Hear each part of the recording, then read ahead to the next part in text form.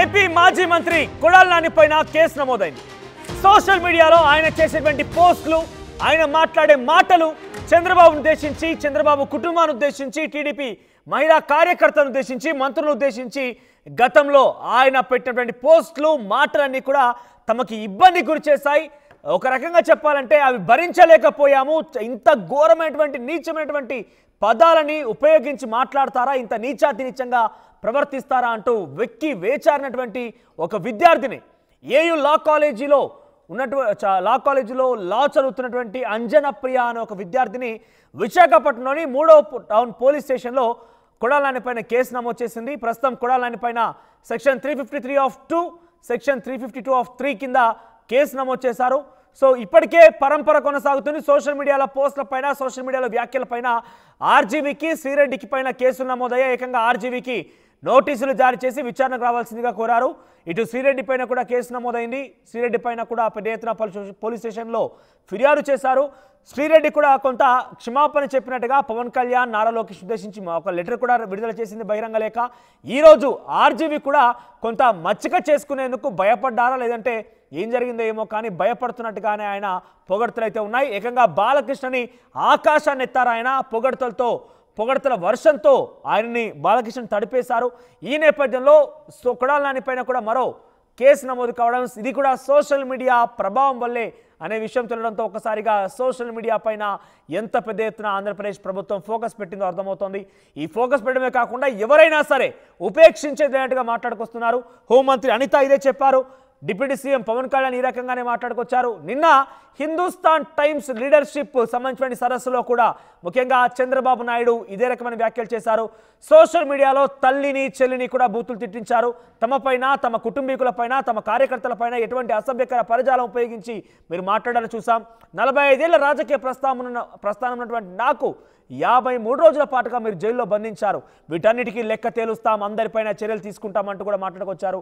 ఈ నేపథ్యంలోనే తాజాగా అంజన ప్రియ అనేటువంటి ఒక లా స్టూడెంట్ కొడాలి నాని పైన విశాఖ 3 టౌన్ పోలీస్ స్టేషన్లో ఫిర్యాదు చేసిన నేపథ్యం ఆయన పైన కూడా కేసు నమోదు కావడం చూస్తుంటే ఒక్కొక్కరిగా రెడ్ బుక్లోని పేర్లన్నీ కూడా టార్గెట్ కాబడుతున్నాయా, రెడ్ బుక్లోని పేర్లన్నీ కూడా ఒక్కొక్కరిగా వరుస క్రమంలో కేసులు నమోదు చేసి వారిని లోపల వేయబోతున్నారనే ఒక సంకేతం, ఒక చర్చ అయితే ప్రారంభమైంది. దీనికి సంబంధించి మరిన్ని అప్డేట్స్ మా ప్రతినిధి వర్మ అందిస్తారు. వర్మ, సో కొడాలి నాని పైన కేసు విషయంలో ఉన్న అప్డేట్స్ ఏంటి? కొడాలి నానికి నోటీసులు లాంటివి కానివ్వండి, ఇంకేదైనా ఇచ్చే అవకాశం ఉందా? ఆయనపై ఎటువంటి చర్యలు తీసుకోబోతున్నారు?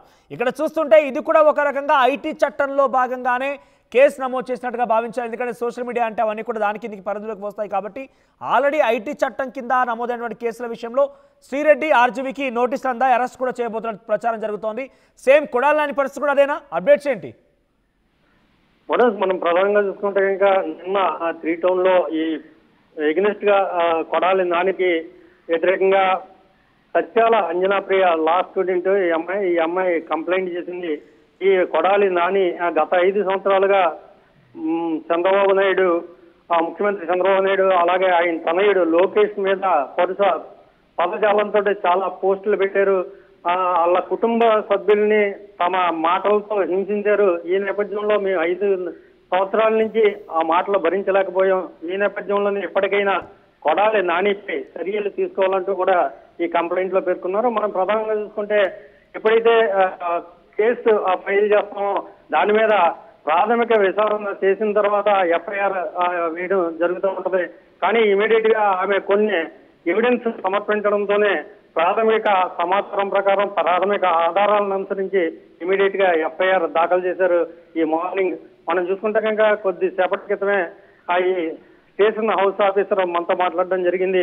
మొత్తం మీద 67 ఐటీ యాక్ట్, అలాగే భారత న్యాయ శాస్త్రం ప్రకారం 352 అలాగే 353 సెక్షన్లని మొత్తం మీద ఈ కొడాలి నాని మీద నమోదు చేసాం. దర్యాప్తు కొనసాగిస్తా ఉన్నాం.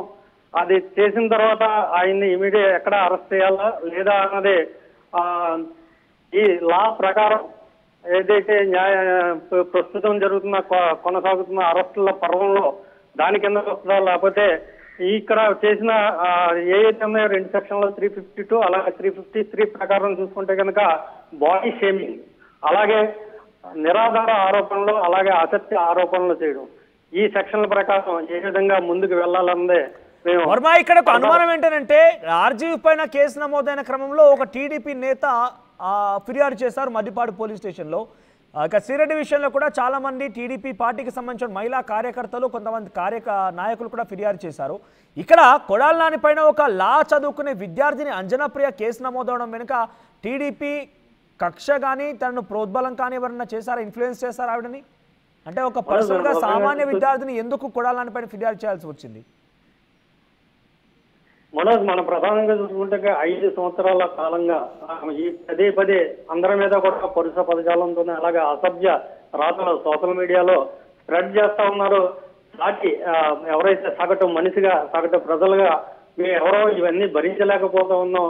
ఈ నేపథ్యంలోనే ఎన్నోసార్లు మేము కంప్లైంట్లు చేసినప్పటికీ కూడా దాని మీద ఎలాంటి విచారణ జరపలేదు, ఎలాంటి దర్యాప్తు జరపలేదు అని ఆమె ఆ లేఖలో పేర్కొంది. ఈ నేపథ్యంలోనే ఇంకా భరించలేక ఎప్పటికైనా కూడా వాళ్ళకి చెక్ చెప్పాలన్న ఉద్దేశంతోనే నేను సగటు పౌరురాలిగా ఈ కేసు నమోదు చేస్తామని చెప్తున్నారు. మరోవైపు మనం చూసుకోవచ్చు, నిన్నే గౌతు సిరీస్ ఎవరైతే ఉన్నారో పలాస శాసనసభ్యురాలు ఆవిడ అలాంటి చర్య తీసుకోలేదు. దీంతో నేను ఆ కోర్టులో ప్రైవేట్ కేసేసి ఎదుర్కోవాల్సి వచ్చింది. ఈ నేపథ్యంలో లోపల ఏవైతే కేసులు నమోదయ్యాయో దాని ప్రకారం కూడా ఇమీడియట్ గా చర్యలు తీసుకోవాలని సాక్షాత్ శాసనసభ్యురాలు పలాస ఆ ఎమ్మెల్యే గౌతు సిరీస్ కూడా చెప్పడం చేసింది. ఈ నేపథ్యంలోనే చాలా మంది దీని మీద ఆక్రోశం వెలుగుచ్చారు. ఈ 5 ఏళ్ల కాలం నుంచి ఇలాంటి అసభ్యకర రాతలకు అడ్డుకట్ట వేయాలని. ఈ నేపథ్యంలోనే ఈ సత్యాల అంజనాప్రియ లా స్టూడెంట్ ఈ అమ్మాయి కంప్లైంట్ చేసినట్టుగా మనకు తెలుస్తుంది. రైట్ వర్మ, సో మొత్తం మీద మాజీ మంత్రి కొడాలి నాని పైన కేసు నమోదైంది. బిఎన్ఎస్ సెక్షన్ 352(3), 353(2) కింద సెక్షన్ కింద కేసు నమోదు చేశారు. సో త్వరలోనే ఆయన కూడా నోటీసులు జారీ చేసి అరెస్ట్ చేస్తారా, ఏం జరుగుతుంది చూడాల్సిన అవసరం అయితే ఉంది. ప్రస్తుతానికైతే సోషల్ మీడియాలో పరుష పదజాలం ఉపయోగించి మాట్లాడినా పలు రకాలుగా ఒకరిని టార్గెట్ చేసే విధంగా, కించపరిచే విధంగా తమ వ్యాఖ్యలను కూడా ఐటీ సెక్షన్ల కింద కేసులు నమోదు చేస్తున్నారు. మెయిన్గా గత ప్రభుత్వంలో ప్రతిపక్షమైన టీడీపీ పార్టీని, గత ప్రభుత్వంలో వైసీపీ అధికారులు ఉన్న సందర్భంలో టీడీపీ పైన ఏ రకమైన పరజాలం ఉపయోగించి మాట్లాడారో వాటి ఒక్కొక్కరిని కాస్త వెలుగు చూస్తూనే వాళ్ళందరూ కూడా కేసులు చవిచూడాల్సిన పరిస్థితి ఎదురైంది. తాజాగా ఈసారి కొడాలి నాని బంత్ వచ్చింది. రేపు మరొకరి బంత్ ఎవరి బంత్ రాబోతున్నది చూడాల్సిన అవసరం అయితే ఉంది.